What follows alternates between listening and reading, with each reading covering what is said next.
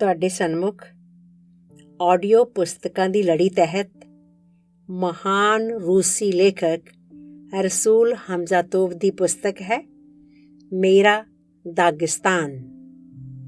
ਇਸ ਪੁਸਤਕ ਨੂੰ ਪੰਜਾਬੀ ਭਾਸ਼ਾ ਵਿੱਚ ਡਾਕਟਰ ਗੁਰਬਖਸ਼ ਸਿੰਘ ਹੋਰਾਂ ਨੇ ਅਨੁਵਾਦ ਕੀਤਾ ਹੈ। ਪੁਸਤਕ ਦੇ ਆਰੰਭ ਵਿੱਚ ਰੂਸੀ ਲੇਖਕ ਵਲਾਦੀਮੀਰ ਸੋਲੋਖਿਉਨ ਵੱਲੋਂ ਲਿਖੇ ਹੋਏ ਆਰੰਭਕ ਸ਼ਬਦਾਂ ਨੂੰ ਪਹਿਲਾਂ ਦੇਖਦੇ ਹਾਂ। ਆਰੰਭਕ ਸ਼ਬਦ: ਦਾਗਿਸਤਾਨੀ ਪਹਾੜਾਂ ਦੇ ਐਨ ਵਿਚਕਾਰ ਵਿਸ਼ਾਲ ਵਾਦੀ ਦੇ ਬਿਲਕੁਲ ਕੰਢੇ ਉੱਤੇ ਅਵਾਰ ਔਲ ਤਸਾਦਾ ਟਿਕੀ ਹੋਈ ਹੈ। ਇਸ ਔਲ ਵਿੱਚ ਇੱਕ ਸਕਲੀਆ ਹੈ ਜੋ ਬਾਹਰੋਂ ਬਾਕੀ ਸਭ ਨਾਲੋਂ ਵੱਖਰੀ ਨਹੀਂ। ਉਸੇ ਤਰ੍ਹਾਂ ਦੀ ਪੱਥਰੀ ਛੱਤ ਤੇ ਇਸ ਉੱਤੇ ਪਿਆ ਉਸੇ ਤਰ੍ਹਾਂ ਦਾ ਪੱਥਰ ਦਾ ਰੋਲਰ, ਉਸੇ ਤਰ੍ਹਾਂ ਦੇ ਦਰਵਾਜ਼ੇ ਤੇ ਉਸੇ ਤਰ੍ਹਾਂ ਦਾ ਵਿਹੜਾ। ਪਰ ਇਸ ਨਿੱਕੀ ਜਿਹੀ ਸਕਲੀਆ ਤੋਂ, ਇਸ ਰੁੱਖੇ ਜਿਹੇ ਤੇ ਪਹਾੜੀ ਆਲਣੇ ਤੋਂ ਦੋ ਕਾਵ ਹਸਤੀਆਂ ਉੱਡ ਕੇ ਵਿਸ਼ਾਲ ਦੁਨੀਆ ਵਿੱਚ ਗਈਆਂ।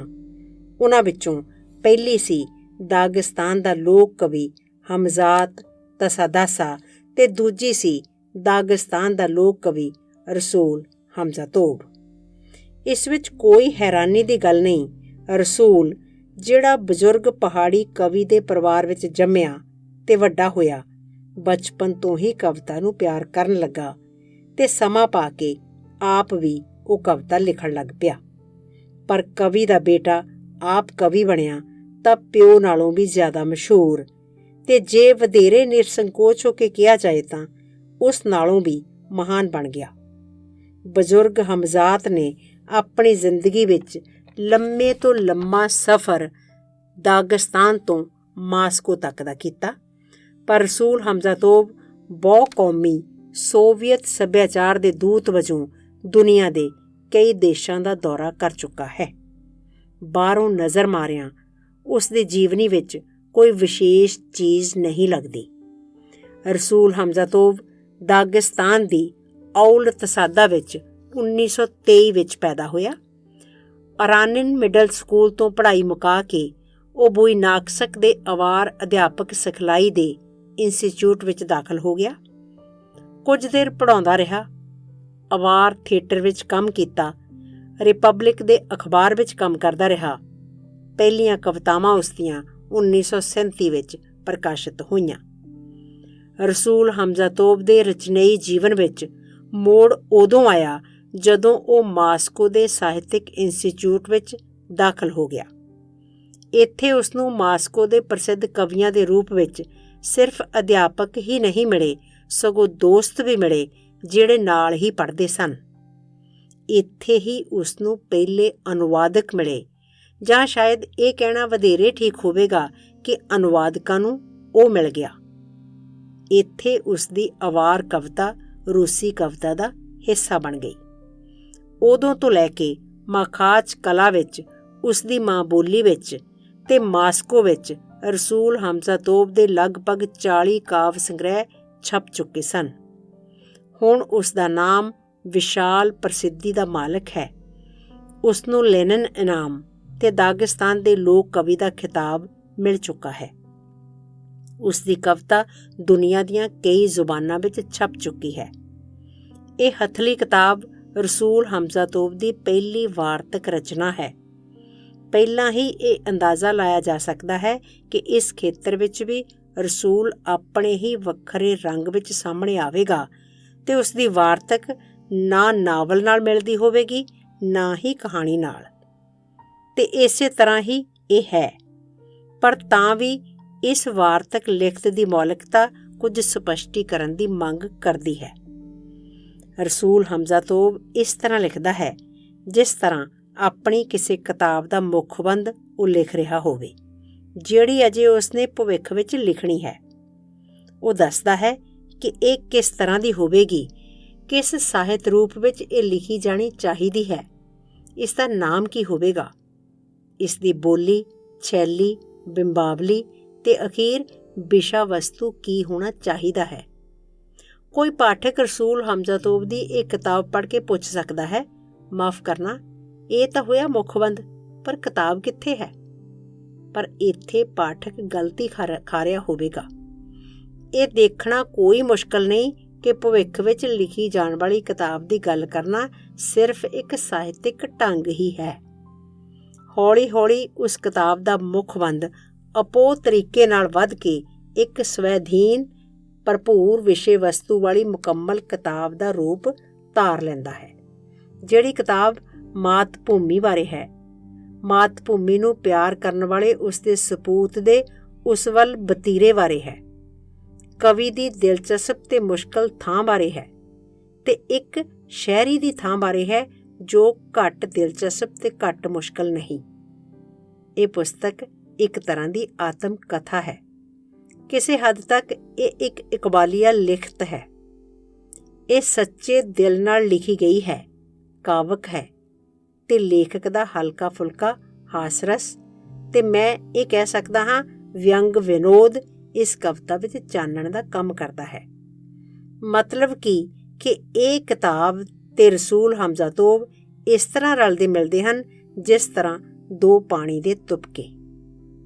ਐਵੇਂ ਨਹੀਂ ਸੀ ਇਸ ਕਿਤਾਬ ਬਾਰੇ ਇੱਕ ਕਾਂਡ ਇੱਕ ਕੇਂਦਰੀ ਅਖਬਾਰ ਵਿੱਚ ਜ਼ਿੰਦਗੀ ਦਾ ਮੁੱਖਬੰਦ ਸਿਰਲੇਖ ਹੇਠ ਛਾਪਿਆ ਗਿਆ।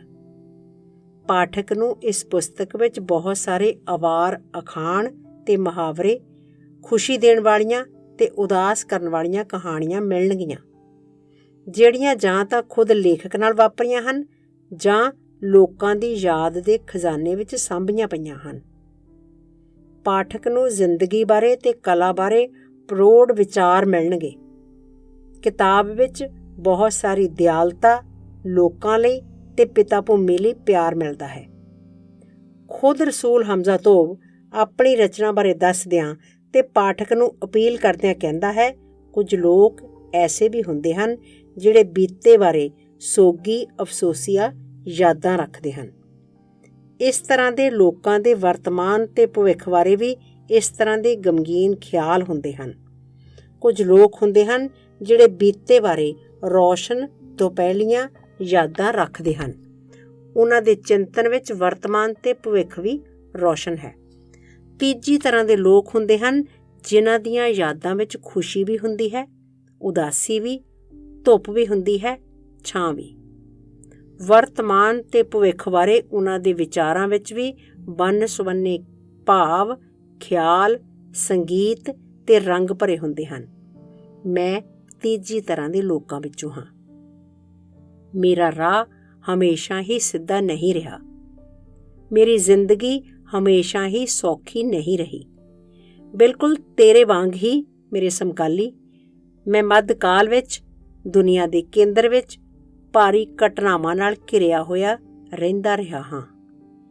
ਇੱਥੇ ਕਿਹਾ ਜਾ ਸਕਦਾ ਹੈ ਕਿ ਹਰ ਸਦਮਾ ਲੇਖਕ ਲਈ ਦਿਲ ਕੰਬਾ ਦੇਣ ਵਾਲਾ ਹੁੰਦਾ ਹੈ। ਘਟਨਾਵਾਂ ਦਾ ਗਮ ਤੇ ਖੁਸ਼ੀ ਲੇਖਕ ਦੇ ਕੋਲੋਂ ਦੀ ਨਹੀਂ ਲੰਘ ਜਾਣੀ ਚਾਹੀਦੀ। ਉਹ ਬਰਫ਼ ਉੱਤੇ ਰਾਹ ਵਾਂਗ ਨਹੀਂ, ਪੱਥਰ ਉੱਪਰ ਪਈ ਲਕੀਰ ਵਾਂਗ ਹਨ। ਤੇ ਮੈਂ ਇੱਥੇ ਬੀਤੇ ਸਮੇਂ ਬਾਰੇ ਆਪਣੀਆਂ ਗੁਆਹੀਆਂ ਨੂੰ ਤੇ ਭਵਿੱਖ ਬਾਰੇ ਸੋਚਾਂ ਨੂੰ ਇੱਕ ਥਾਂ ਇਕੱਠਾ ਕਰਦਿਆਂ ਤੁਹਾਡੇ ਕੋਲ ਆ ਰਿਹਾ ਹਾਂ, ਤੁਹਾਡਾ ਦਰ ਖਟਖਟਾ ਰਿਹਾ ਹਾਂ ਤੇ ਕਹਿੰਦਾ ਹਾਂ, ਮੇਰੇ ਚੰਗੇ ਦੋਸਤ, ਇਹ ਮੈਂ ਹਾਂ ਰਸੂਲ ਹਮਜ਼ਾ ਤੋਬ।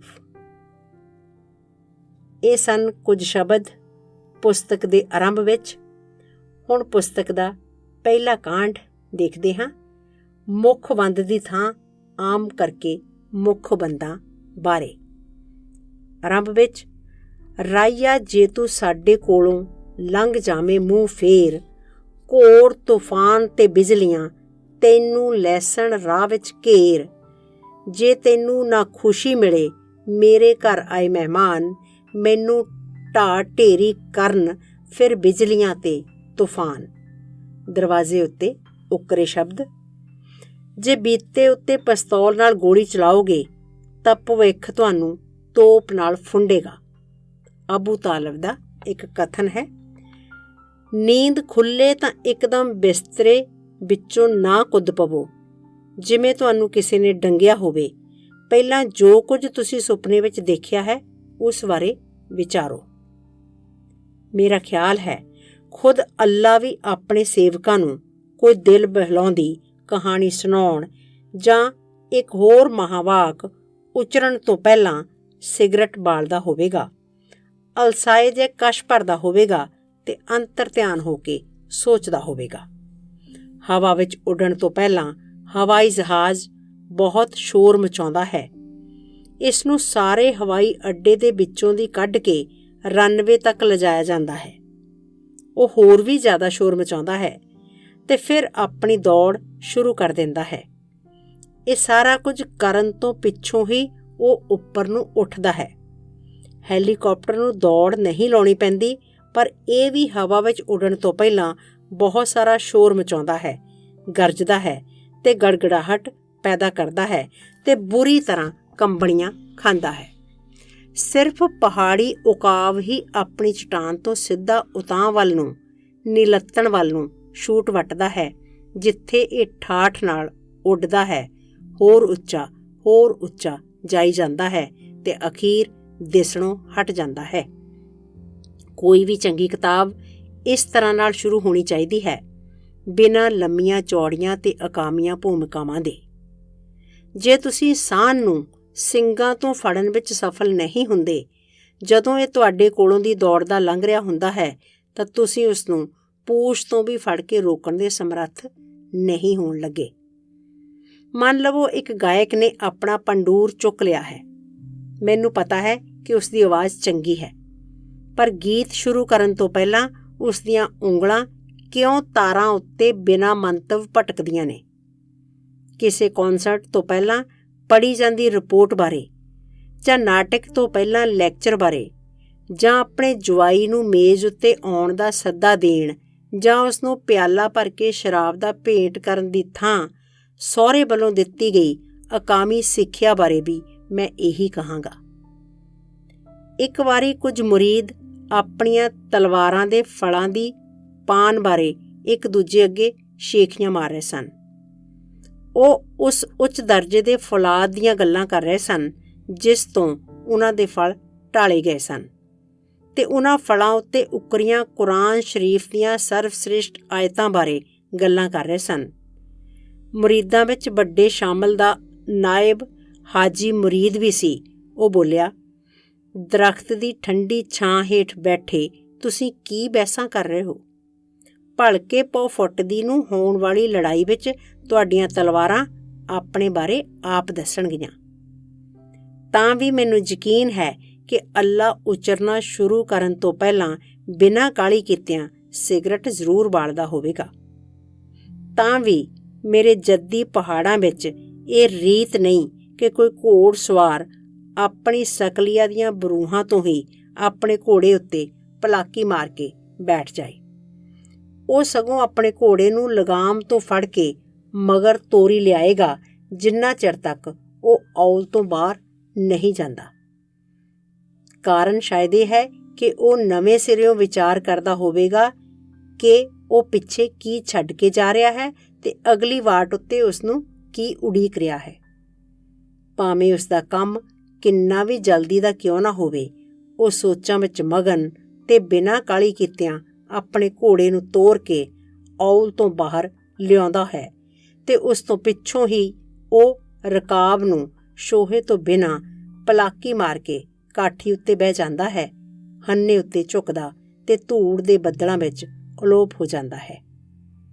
ਮੈਂ ਵੀ ਆਪਣੀ ਕਿਤਾਬ ਦੀ ਕਾਠੀ ਉੱਤੇ ਪਲਾਕੀ ਮਾਰ ਕੇ ਚੜ੍ਹਨ ਤੋਂ ਪਹਿਲਾਂ ਅੰਤਰ ਧਿਆਨ ਹੋ ਕੇ ਤੁਰਦਾ ਹਾਂ। ਮੈਂ ਆਪਣੀ ਘੋੜੀ ਨੂੰ ਇਸ ਦੀ ਲਗਾਮ ਤੋਂ ਫੜੀ ਇਸ ਦੇ ਨਾਲ ਤੁਰੀ ਜਾਂਦਾ ਹਾਂ। ਮੈਂ ਸੋਚਾਂ ਵਿੱਚ ਮਗਨ ਹਾਂ। ਕੋਈ ਲਫ਼ਜ਼ ਕਹਿਣ ਤੋਂ ਪਹਿਲਾਂ ਮੈਂ ਜ਼ਰਾ ਰੁਕ ਜਾਂਦਾ ਹਾਂ। ਕੋਈ ਲਫ਼ਜ਼ ਹੋ ਸਕਦਾ ਹੈ ਆਦਮੀ ਦੀ ਜ਼ੁਬਾਨ ਤੋਂ ਨਿਕਲਣ ਲੱਗਿਆਂ ਦੇਰ ਲਾਵੇ, ਸਿਰਫ ਇਸ ਲਈ ਨਹੀਂ ਕਿ ਉਹ ਥੱਥਾ ਹੋਵੇਗਾ, ਸਗੋਂ ਇਸ ਲਈ ਵੀ ਕਿ ਉਹ ਸਭ ਤੋਂ ਢੁਕਵਾਂ, ਜ਼ਰੂਰੀ ਤੇ ਸਿਆਣਾ ਲਫ਼ਜ਼ ਲੱਭ ਰਿਹਾ ਹੁੰਦਾ ਹੈ। ਮੈਂ ਕਿਸੇ ਨੂੰ ਆਪਣੀ ਸਿਆਣਪ ਨਾਲ ਹੈਰਾਨ ਨਹੀਂ ਕਰਨਾ ਚਾਹੁੰਦਾ, ਪਰ ਮੈਂ ਥੱਥਾ ਵੀ ਨਹੀਂ। ਮੈਂ ਢੁਕਵੇਂ ਲਫ਼ਜ਼ਾਂ ਦੀ ਭਾਲ ਵਿੱਚ ਹਾਂ, ਇਸ ਲਈ ਹੋ ਸਕਦਾ ਹੈ ਮੈਂ ਕਦੀ-ਕਦੀ ਅਟਕ ਜਾਵਾਂ। ਅਬੂ ਤਾਲਿਬ ਦਾ ਕਹਿਣਾ ਸੀ, ਕਿਤਾਬ ਦਾ ਮੁੱਖਬੰਦ ਬਹਿਮਣ ਔਰਤ ਵੱਲੋਂ ਦੰਦਾਂ ਵਿਚਕਾਰ ਫੜੇ ਤਿਨਕੇ ਵਾਂਗ ਹੁੰਦਾ ਹੈ, ਜਦ ਕਿ ਉਹ ਆਪਣੇ ਪਤੀ ਦਾ ਭੇਡ ਦੀ ਖੱਲ ਵਾਲਾ ਕੋਟ ਮੁਰੰਮਤ ਕਰ ਰਹੀ ਹੁੰਦੀ ਹੈ। ਆਮ ਵਿਸ਼ਵਾਸ ਇਹ ਹੈ ਕਿ ਇਹੋ ਜਿਹਾ ਕੰਮ ਕਰਦਿਆਂ ਜੇ ਉਹ ਦੰਦਾਂ ਵਿੱਚ ਤਿਣਕਾ ਨਹੀਂ ਫੜੇਗੀ ਤਾਂ ਭੇਡ ਦੀ ਖੱਲ ਵਾਲਾ ਕੋਟ ਉਸ ਦੇ ਕਫਨ ਵਿੱਚ ਬਦਲ ਸਕਦਾ ਹੈ। ਅਬੂ ਤਾਲਿਬ ਦਾ ਹੀ ਕਹਿਣਾ ਸੀ, ਮੈਂ ਐਸੇ ਮਨੁੱਖ ਵਾਂਗ ਹਾਂ ਜੋ ਹਨੇਰੇ ਵਿੱਚ ਦਰਵਾਜ਼ਾ ਟੋਹ ਰਿਹਾ ਹੋਵੇ, ਜਾਂ ਐਸੇ ਮਨੁੱਖ ਵਾਂਗ ਜਿਸ ਨੂੰ ਸਬੱਬ ਨਾਲ ਦਰਵਾਜ਼ਾ ਤਾਂ ਮਿਲ ਗਿਆ ਪਰ ਜਿਸ ਨੂੰ ਯਕੀਨ ਨਹੀਂ ਹੈ ਕਿ ਅੰਦਰ ਜਾਣਾ ਸੰਭਵ ਜਾਂ ਕਸ਼ਟ ਕਰਨਯੋਗ ਹੈ ਜਾਂ ਨਹੀਂ। ਇੰਨੇ ਚਿਰ ਵਿੱਚ ਉਹ ਬੂਹਾ ਖੜਕਾਉਂਦਾ ਹੈ, ਠੱਕ ਠੱਕ ਠੱਕ ਠੱਕ। ਹੇ ਦਰਵਾਜ਼ੇ ਤੋਂ ਪਾਰ ਰਹਿਣ ਵਾਲਿਓ, ਜੇ ਤੁਸੀਂ ਕੁਝ ਮਾਸ ਰਿੰਨਣ ਦੀ ਇੱਛਾ ਰੱਖਦੇ ਹੋ ਤਾਂ ਸਮਾਂ ਏ, ਉੱਠੋ ਤੇ ਸ਼ੁਰੂ ਕਰੋ। ਹੇ ਦਰਵਾਜ਼ੇ ਤੋਂ ਪਾਰ ਰਹਿਣ ਵਾਲਿਓ, ਜੇ ਤੁਸੀਂ ਜਵੀ ਦਾ ਦਲੀਆ ਕੁੱਟਣਾ ਚਾਹੁੰਦੇ ਹੋ ਤਾਂ ਕਾਹਲੀ ਦੀ ਕੋਈ ਲੋੜ ਨਹੀਂ, ਤੁਸੀਂ ਭਾਵੇਂ ਹੋਰ ਸੌਂ ਲਵੋ।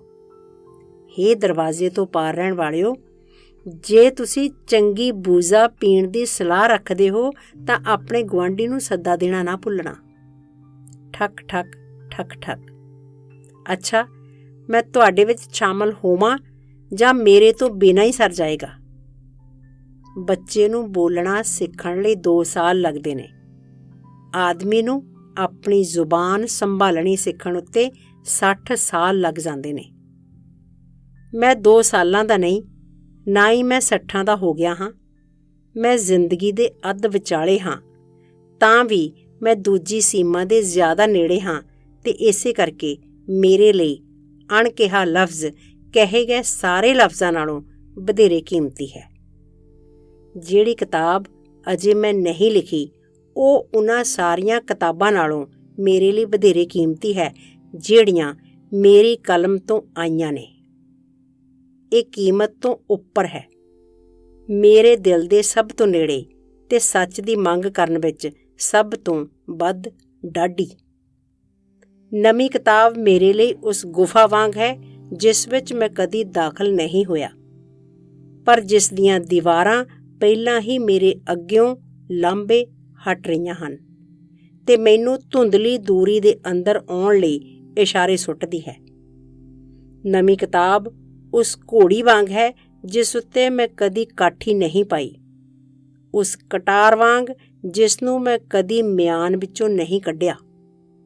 ਪਹਾੜੀ ਲੋਕ ਕਿਹਾ ਕਰਦੇ ਨੇ, ਬਿਨਾਂ ਯੋਗ ਕਰਨ ਦੇ ਆਪਣੀ ਕਟਾਰ ਕਦੀ ਨਾ ਕੱਢੋ, ਪਰ ਜੇ ਤੁਹਾਨੂੰ ਕੱਢਣੀ ਪਵੇ ਤਾਂ ਇੰਝ ਚਲਾਓ ਕਿ ਘੋੜੀ ਤੇ ਸਵਾਰ ਦੋਹਾਂ ਨੂੰ ਚਿੱਤ ਕਰ ਦਿਓ।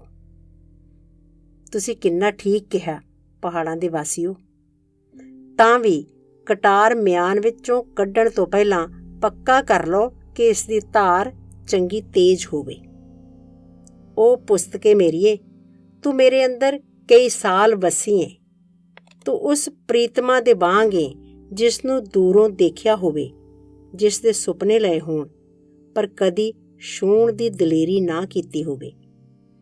ਕਦੀ ਕਦੀ ਉਹ ਬਿਲਕੁਲ ਨੇੜੇ ਰਹੀ ਹੈ, ਲਗਭਗ ਪਹੁੰਚ ਵਿੱਚ, ਪਰ ਮੈਂ ਡਰਦਾ ਤੇ ਸੰਗਦਾ, ਲਾਲ ਬਿੰਬ ਹੁੰਦਾ ਤੇ ਪਿੱਛੇ ਹਟ ਜਾਂਦਾ ਰਿਹਾ ਹਾਂ। ਪਰ ਜੋ ਹੋ ਚੁੱਕਾ ਹੈ ਸੋ ਹੋ ਚੁੱਕਾ। ਮੈਂ ਦਲੇਰੀ ਨਾਲ ਉਸ ਕੋਲ ਜਾਣ ਦਾ ਤੇ ਉਸ ਦਾ ਹੱਥ ਆਪਣੇ ਹੱਥ ਵਿੱਚ ਲੈਣ ਦਾ ਫੈਸਲਾ ਕਰ ਲਿਆ ਹੈ। ਸੰਗਾਊ ਪ੍ਰੇਮੀ ਤੋਂ ਮੈਂ ਦਲੇਰ ਤੇ ਤਜਰਬੇਕਾਰ ਆਦਮੀ ਵਿੱਚ ਬਦਲਣਾ ਚਾਹੁੰਦਾ ਹਾਂ। ਮੈਂ ਆਪਣੇ ਘੋੜੇ ਉੱਤੇ ਕਾਠੀ ਪਾਉਂਦਾ ਤੇ 3 ਵਾਰੀ ਚਾਬਕ ਮਾਰਦਾ ਹਾਂ, ਜੋ ਹੁੰਦਾ ਹੈ ਸੋ ਹੋਵੇ। ਤਾਂ ਵੀ ਪਹਿਲਾਂ ਮੈਂ ਆਪਣੇ ਲਈ ਆਪਣੇ ਪਹਾੜੀ ਘਰ ਉਗਾਏ ਤੰਬਾਕੂ ਦੀ ਸਿਗਰਟ ਵਲਦਾ ਹਾਂ ਤੇ ਇਸ ਉੱਤੇ ਸਮਾਂ ਲਾਉਂਦਾ ਹਾਂ। ਜੇ ਸਿਗਰਟ ਵਲਣੀ ਹੀ ਇੰਨਾ ਸਵਾਦ ਦਿੰਦੀ ਹੈ ਤਾਂ ਸਿਗਰਟ ਪੀਣੀ ਕਿੰਨੀ ਜ਼ਿਆਦਾ ਖੁਸ਼ੀ ਦੇਵੇਗੀ। ਉਹ ਪੁਸਤਕੇ ਮੇਰੀਏ, ਤੈਨੂੰ ਲਿਖਣਾ ਸ਼ੁਰੂ ਕਰਨ ਤੋਂ ਪਹਿਲਾਂ ਮੈਂ ਇਹ ਦੱਸਣਾ ਚਾਹੁੰਦਾ ਹਾਂ ਕਿ ਤੂੰ ਮੇਰੇ ਅੰਦਰ ਕਿਵੇਂ ਕਰੂੰਬਲ ਵਾਂਗ ਫੁੱਟੀ, ਕਿਵੇਂ ਮੈਨੂੰ ਤੇਰਾ ਨਾਂ ਮਿਲਿਆ ਤੇ ਕਿਉਂ ਮੈਂ ਤੈਨੂੰ ਲਿਖ ਰਿਹਾ ਹਾਂ ਤੇ ਜ਼ਿੰਦਗੀ ਵਿੱਚ ਮੇਰੇ ਕੀ ਨਿਸ਼ਾਨੇ ਨੇ। ਮੈਂ ਆਪਣੇ ਮਹਿਮਾਨ ਨੂੰ ਰਸੋਈ ਵਿੱਚ ਲੈ ਜਾਂਦਾ ਹਾਂ ਜਿੱਥੇ ਭੇਡ ਅਜੇ ਬਣਾਈ ਜਾ ਰਹੀ ਹੈ ਤੇ ਵਾਸ਼ਨਾ ਅਜੇ ਕਬਾਬ ਦੀ ਨਹੀਂ ਸਗੋਂ ਖੂਨ ਦੀ ਹੈ, ਚਰਬੀ ਦੀ ਤੇ ਹੁਣੇ-ਹੁਣੇ ਲਾਹੀ ਖੱਲ ਦੀ ਹੈ। ਮੈਂ ਆਪਣੇ ਦੋਸਤਾਂ ਨੂੰ ਆਪਣੇ ਕੰਮ ਦੀ ਗੁਫਾ ਵਿੱਚ ਲੈ ਜਾਂਦਾ ਹਾਂ, ਜਿੱਥੇ ਮੇਰੀਆਂ ਹੱਥ ਲਿਖਤਾਂ ਪਈਆਂ ਹਨ, ਤੇ ਉਹਨਾਂ ਨੂੰ ਉੱਥੇ ਫੋਲਾ ਫਾਲੀ ਕਰਨ ਦਿੰਦਾ ਹਾਂ।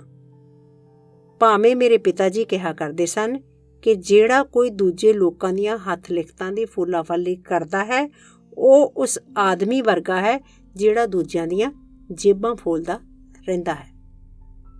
ਪਿਤਾ ਜੀ ਇਹ ਵੀ ਕਿਹਾ ਕਰਦੇ ਸਨ, ਮੁੱਖਬੰਦ ਇੱਕ ਵੱਡਾ ਉੱਚਾ ਜੱਤ ਦਾ ਟੋਪ ਪਾਈ ਚੌੜੀ ਪਿੱਠ ਵਾਲੇ ਆਦਮੀ ਵਾਂਗ ਹੁੰਦਾ ਹੈ, ਜਿਹੜਾ ਥੀਏਟਰ ਵਿੱਚ ਅਗਲੀ ਕਤਾਰ ਵਿੱਚ ਤੁਹਾਡੇ ਅੱਗੇ ਬੈਠਾ ਹੋਵੇ।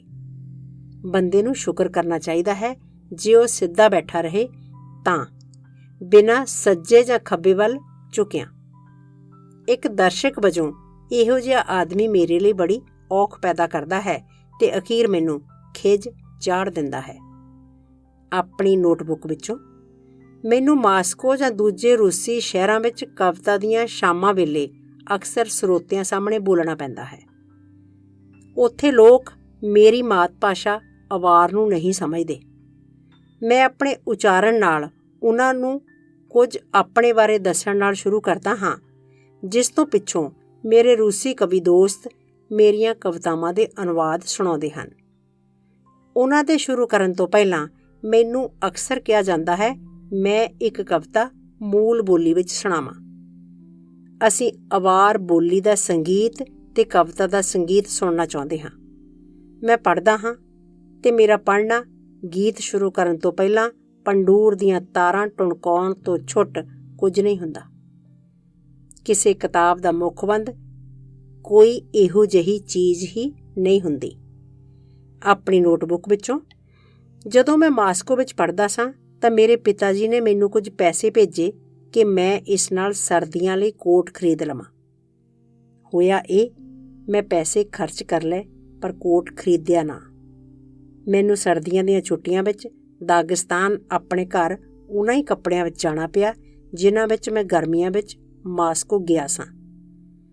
ਜਦੋਂ ਮੈਂ ਉੱਥੇ ਪੁੱਜਾ, ਮੈਂ ਹਰ ਤਰ੍ਹਾਂ ਦੇ ਬਹਾਨੇ ਸੋਚਣੇ ਸ਼ੁਰੂ ਕਰ ਦਿੱਤੇ, ਪਰ ਹਰ ਨਵਾਂ ਬਹਾਨਾ ਪਹਿਲੇ ਨਾਲੋਂ ਜ਼ਿਆਦਾ ਬੋਦਾ ਤੇ ਹਾਸੋਹੀਣਾ ਨਿਕਲਦਾ।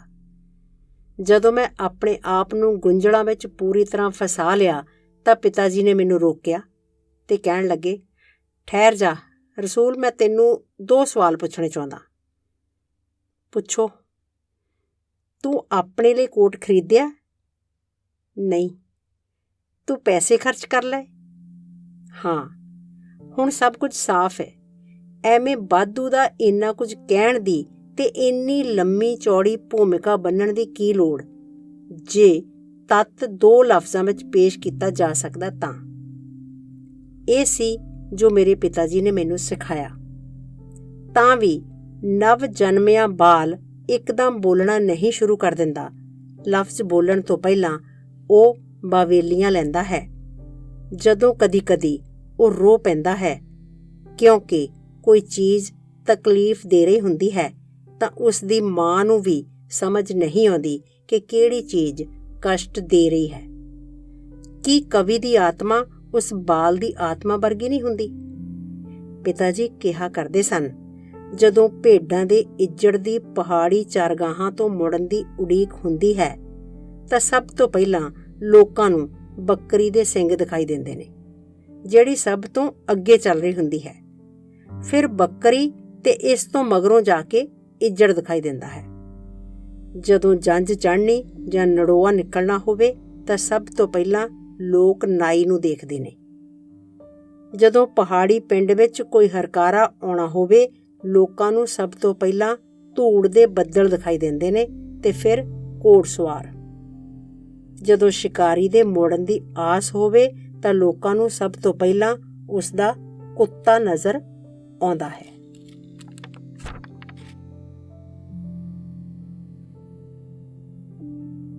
ਇਹ ਸੀ ਪਹਿਲਾ ਕਾਂਡ।